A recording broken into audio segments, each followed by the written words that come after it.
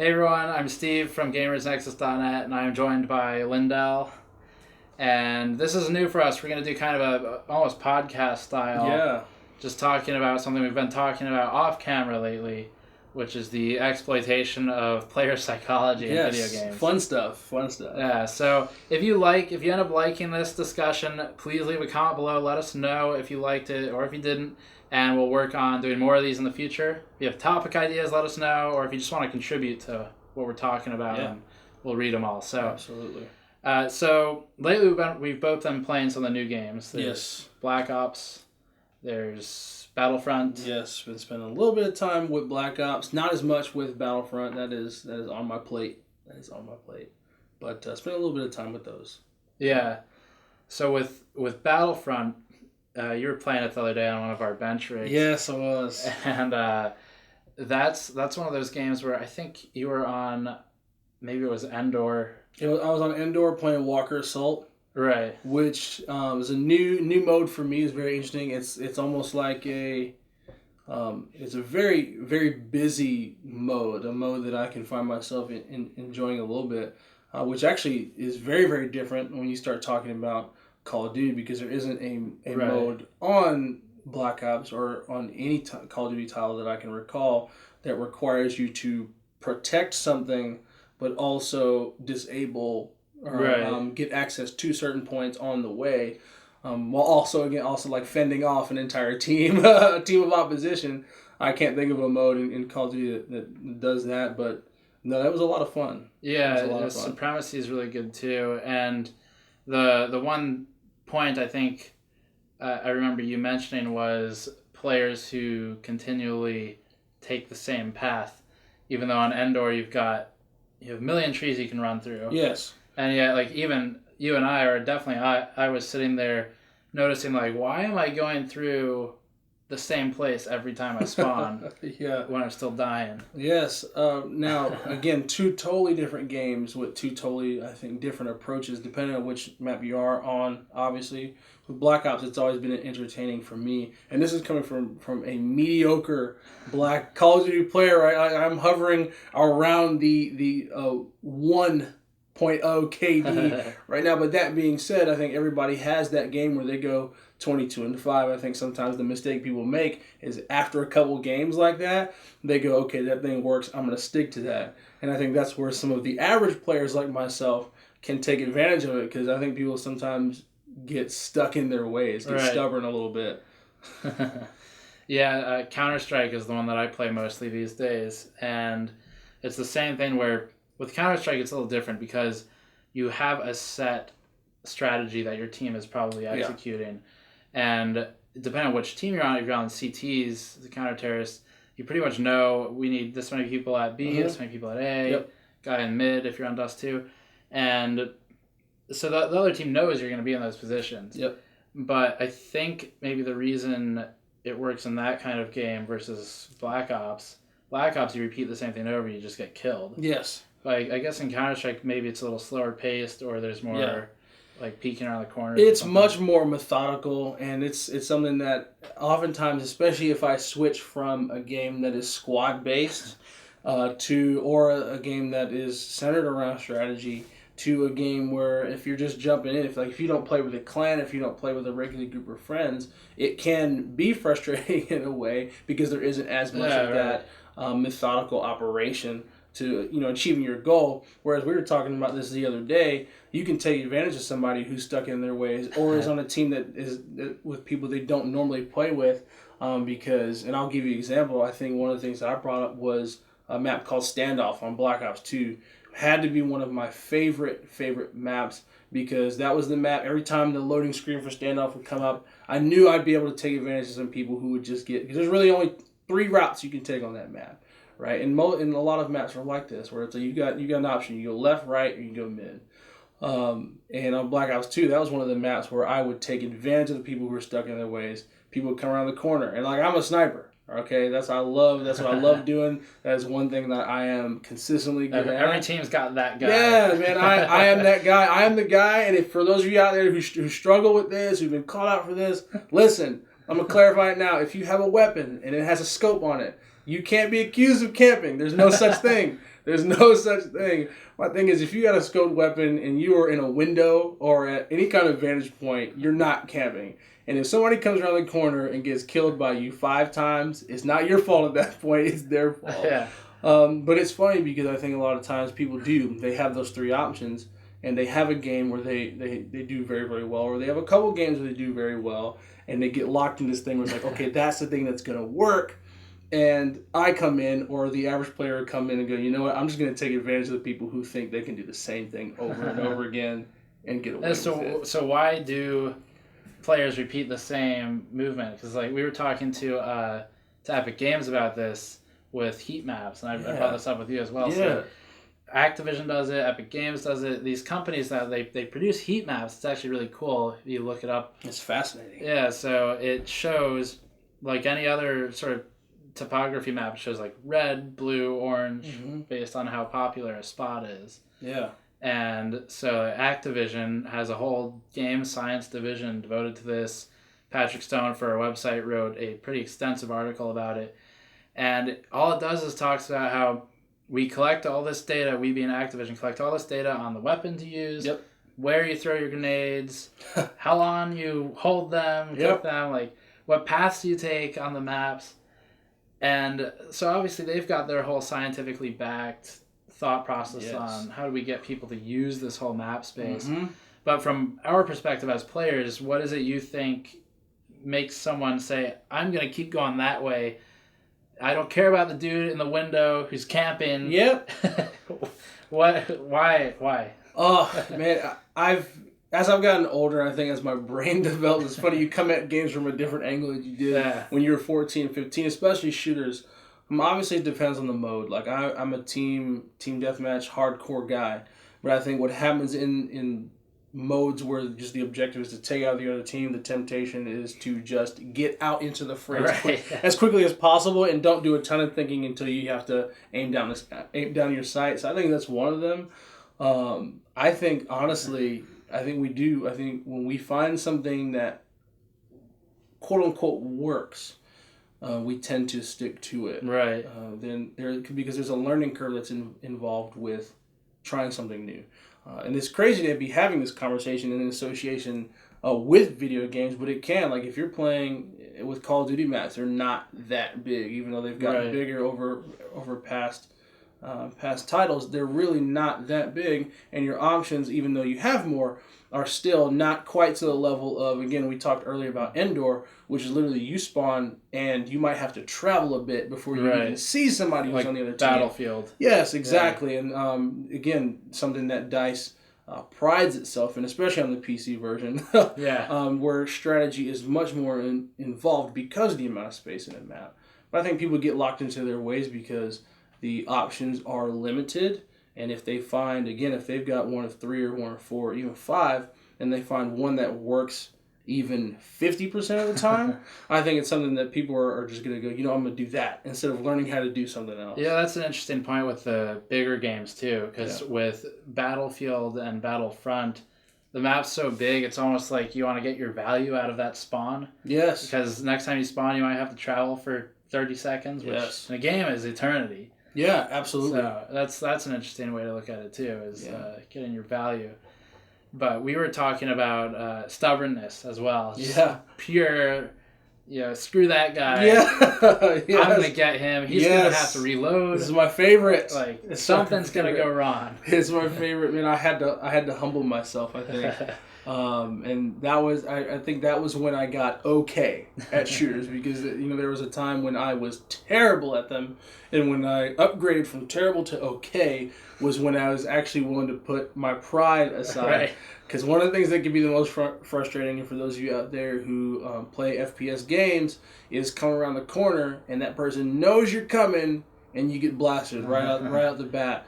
I think for a lot of people, the temptation is when we go, I'm going to go to the same spot, and I'm going to be faster. Yeah. I'm going to be better than that person. I'm going to jump, and I'm going to crouch. Yes, I'm going to do whatever. And I'm the guy in the window who's just like, you can do whatever you want to do. As a matter of fact, it's great. I learned this thing that is...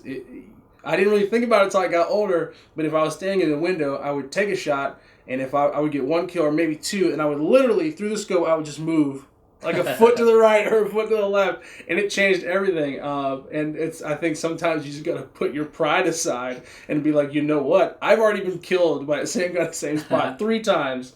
Maybe I should think about doing something else. Well, it sounds silly too, but the same thing for me was with CS:GO. I sort of graduated in levels in that game by just stopping and thinking about, like, what am I trying to accomplish here? Yes. And can I do it a different way? Yeah. And I think once you're sort of sucked into the game and focused on getting killed or on killing to increase your score, like, as soon as you focus on your score, just like in school, like, as soon as you focus on your grade, you start losing sight of the bigger picture of like actually learning about the experience. Yes.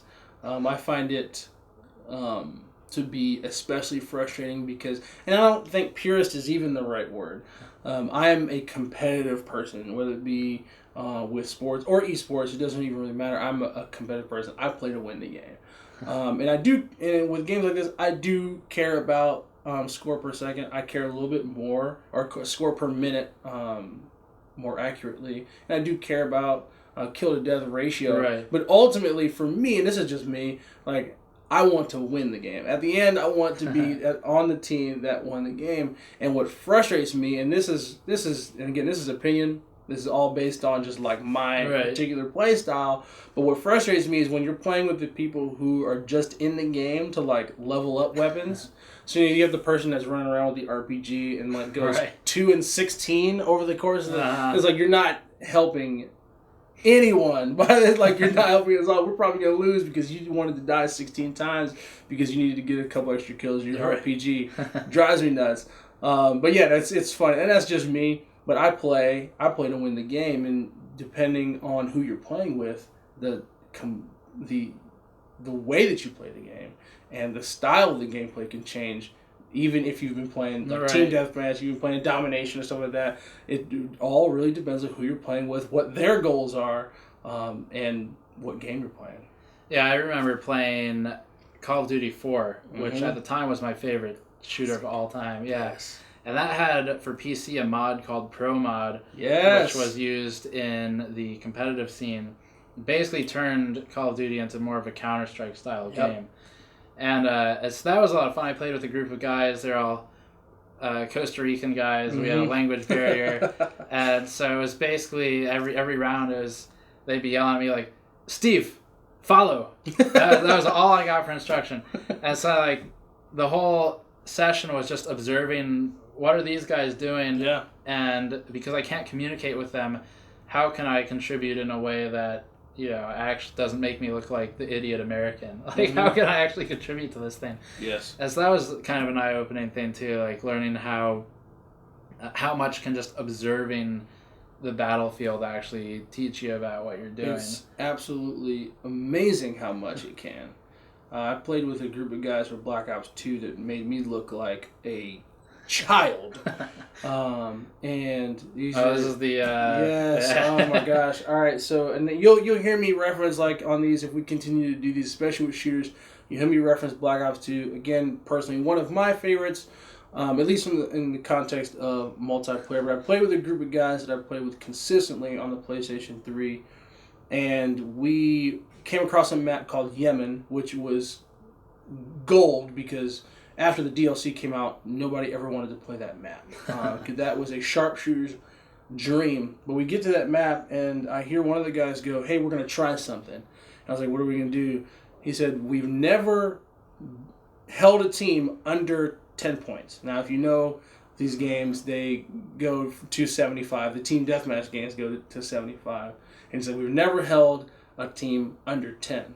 And I was like, and my first thought was, you've held a team to 10? Like, that's absolutely insane. And it was my first lesson in line of sight or map coverage. Because, and it actually taught me how, like, if a person goes one direction, you don't need to go in the same direction they do, because they're literally, whether they die or not, whether they're going to die or not, their line of sight is literally covering an entire section of the map. But each one of these team members, and I believe we were on a team of 6, so each one of these team members was covering a specific pointed the map facing in a different direction. So when I looked at Yemen from the top down after this game was over, I realized that roughly 80% of this map visually was covered. The only spot that wasn't covered, obviously, was the area in which the other team spawned directly. Right. Long story short, I screwed it up because the team figured out that we had the entire map covered. I asked for permission to go out. This is like, it's 72 to 9. Seconds left. Yeah, seconds left. It's 72 to 9 at this point. And I asked permission. I said, hey, can I go out and find them? They go, yes, don't die. I died. We beat them 75 to 10. But that was my first lesson in map coverage. It's absolutely incredible. Again, your gameplay will change completely based on who you're playing with, what your goals are, all that stuff. Well, that's when you were talking about learning that it doesn't matter if they die or not, they're kind of covering that area. Yeah. That's something I learned with Counter-Strike as well, is when you've got a guy covering A or whatever, and you're over at B, that guy dies, it doesn't necessarily mean it's time to just abandon your post. Yes. Like, run over there. Absolutely. Because it may be the case that there's a kind of one-off rainer, or either way, your dude was sitting there, he had a good line of sight on everything, like let him communicate what he saw before you just rotate. Yep. And that's something that, it's funny how all these things, like you were saying, when I was playing these Counter-Strike Source or Counter-Strike 1.6 or Condition Zero 10 or 15 years ago, these things did not occur to me. Yeah. It's it's learning how to, or getting better at the process of getting better at games. Yeah. It's funny, man. And it can be, you can look at it from the perspective of just brain development. Like most of us have been gaming since we were kids. Right. Even though gamers that are older than us, they've been gaming since they were kids. But it's important to remember that our brains are in a completely different place now than they were when we were 12, 13, 14, when we had a lot more time, right? Yeah. One of the things that Steve and I talked about was this weird place of my enthusiasm for games has not gone down, but the time that I have to do it has gone down compared to when you get to a Friday. But your ability to get better has gone up. Yes, exactly. Your brain can literally handle more things than it did 5, 6, 7 years ago. Right. It's been interesting to kind of to grow up in video gaming. Right. You know, it's been odd little things like like what we were talking about earlier. If somebody goes left, do I really need to go left and put 4 eyes on this area and sacrifice like the fact that we don't know what's going on over here, or do we split off? Right, things that a 13-year-old is not going to think about. It's just like, let me just get in there. Yeah, there's the competitive thing too. I think specifically to that point. Yeah. I think I probably used to compete a little more with my own team than necessary. Like sometimes you don't really care if you're winning, or you just assume that as a byproduct of you doing well, your team will win. Yes. It's like, I just want to be at the top of my scoreboard. Yes. I don't care what their scoreboard looks like. Totally different outlook, and I remember what that was like. Yeah. I remember what that was like. So, no, I think shooters changed for me big time. Again, as I realized my brain can handle more things, and I talked earlier about setting aside your pride, and one of the things that we talked about a little while back was, if I can just be the guy, especially for me as a sniper, if I can just be the guy to make the team think twice about going mid, then I have done my part. Because the rest of the team can do their thing. Like again, if you know, and especially in fast-paced games like Team Deathmatch, causing somebody to think twice in a first-person shooter is significant. Yeah, it's like thinking twice about anything that could, in any game, that can cause you some kind of harm, because now you've hesitated. Yep, it's time. Yeah, so that's when your teammates on the right or the left or whatever have a chance to strike. Yep. Yeah, no, I love it. It's something, again, you go back, you think about it, and you go to sporting events, especially when you're out of high school, and you're like, man, I wish I could have known this. Like, I wish my brain could have been this when I was in middle school or I was early in high school. But no, it's fun. It's fun to be able to get better, no matter what it is. If it's Call of Duty, if it's Battlefront, Battlefield, it's fun to be able to go, man, I can do these things. Right. Yeah, I think that's probably for me the most addictive part about any kind of games or biking or whatever it is that I'm actively trying to do is the process of you can see the progression of getting better, and there's always, at least for me with games, there's always a ceiling. Like, you can get pretty darn good, but you're not going to be as good as the dude who's got either way more time or way more experience. Yes. Or is a prodigy Korean bourgeois, like StarCraft 2, whatever. Yes. Like, there is a ceiling, but I mean, I'm not playing professionally, so what do I really care? Yeah, and there's again, you talk about ceiling. I think that's a legit thing. Again, when I get on, I play to win. It's like pick up basketball, pick up soccer, pick up Call of Duty. Like that's just how it is, and that's how I am.